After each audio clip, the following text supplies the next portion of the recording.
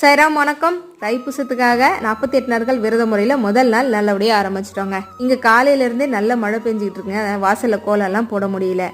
அதே சமயம் விளக்கு நான் கீழே ஏற்றுறதுக்கு காரணம் என்னென்னா, பூஜை என்னோட மகன் தான் செய்ய போகிறாங்க, நான் செய்யலைங்க.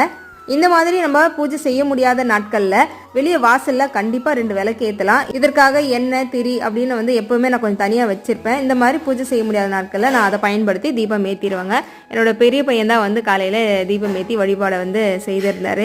எனக்கு ரொம்பவே சந்தோஷம். ஏன்னா நம்ம வைக்கிற வேண்டுது இவங்களுக்காக தான். இந்த பூஜையை முதல்ல தொடங்கி வைக்கிறதே இவங்களா இருக்கணும் அப்படின்னு தான் முருகரும் ஆசைப்படுறாருன்னு நினைக்கிறேன். அதனால முதல் நாள் பூஜை நல்லபடியாக முடிஞ்சுது. ஆனால் நான் பாராயணம் எல்லாமே செய்திருந்தேன். அதில் ஒரு சங்கல்பமாக பார்த்தீங்கன்னா, ஓம் கிரீம் சரவண பவ அப்படின்ற 6 எழுத்து மந்திரத்தை தொடர்ந்து 6 முறை எழுதணும் அப்படின்னு ஒரு சங்கல்பம் எடுத்திருந்தேன்.